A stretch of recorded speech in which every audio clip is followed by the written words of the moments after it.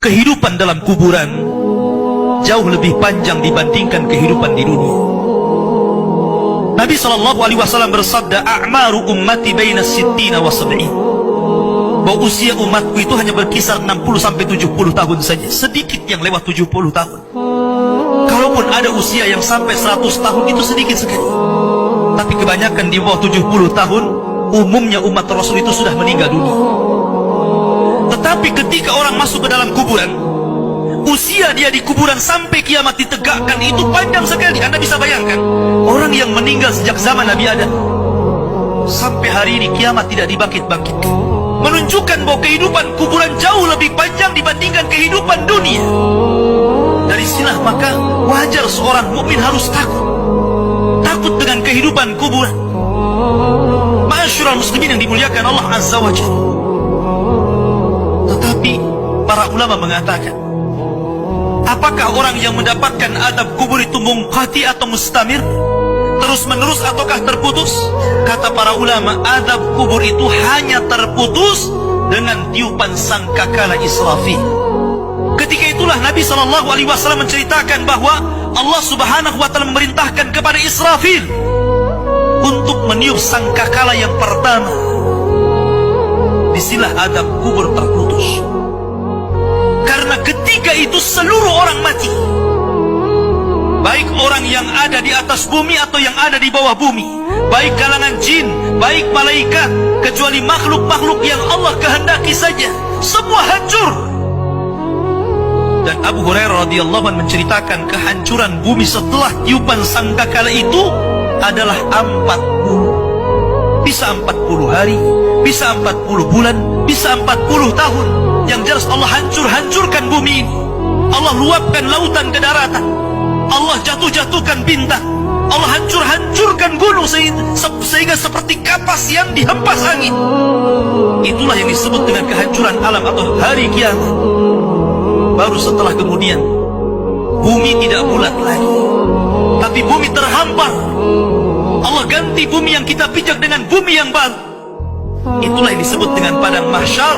Maka disitulah Allah Subhanahu wa Ta'ala memerintahkan Israfil untuk meniup sangkakala kebangkitan. Yang kedua kalinya Israfil pun kemudian meniup sangkakala. Maka dari situlah manusia keluar dari perut bumi. Wa akhrajatil ardu athqalaha. Allah keluarkan beban-beban beratnya. Disitulah orang-orang yang beriman, ketika mereka muncul dari kuburan, maka mereka akan berkumpul dengan keluarganya. Allah mengatakan, alladzina amanu wattaba'athum dzurriyyatuhum biimanin alhaqna bihim dzurriyyatuhum.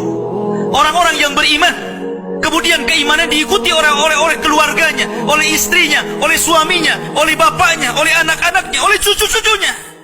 Maka ketika mereka dibangkitkan dari kuburan, mereka langsung berkumpul menjadi satu keluarga. Dan itu sebuah ketenangan. Tapi orang-orang di luar daripada beriman, mereka keluar dari perut bumi seperti dua binatang. Pertama Allah contohkan dengan laron yang berterbangan. Anda bisa melihat laron apabila terbang di atas lampu atau di sekitar lampu. Lihat bagaimana cara terbangnya. Mereka akan saling tubruk dengan kawan-kawannya. Karena pada hari itu anak lari dari orang tuanya, suami lari dari istrinya, orang tua lari dari anaknya. Terkadang mereka bertubruk satu dengan yang lainnya. Yang kedua seperti belalang kal jaradil muntashir. Pertama seperti laron dulu, lari sana lari sini, yang dari barat ke timur, yang dari timur ke barat, yang dari selatan ke utara, yang dari utara ke selatan. Mereka kacau sehingga mereka mengatakan, ya wailana man ba'atsana min marqadina. Celaka, siapa yang membangunkan aku dari tidurku? Tapi orang-orang yang beriman hanya mengatakan, hadza ma wa'adar rahman wa sadaqal mursalin. Inilah janji Allah kepada kalian dan benarlah ucapan para rasul. Baru setelah itu dari padang mahsyar berteriak seorang yang Allah suruh untuk berteriak. Mulailah kemudian mereka teratur. Maka mereka akan berjalan ke satu titik. Disitulah yang disebut dengan padang mahsyar.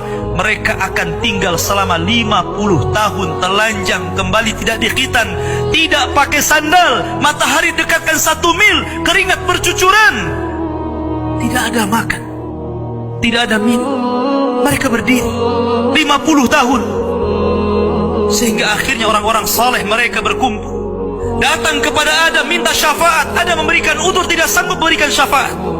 Kata Adam, datanglah kalian kepada Nuh, karena dia Rasul pertama dalam Islam, Rasul pertama setelah aku. Maka mereka pun kemudian datang kepada Nuh. Nuh pun memberikan udzur, datanglah kalian kepada Ibrahim, karena dia Khalilur Rahman.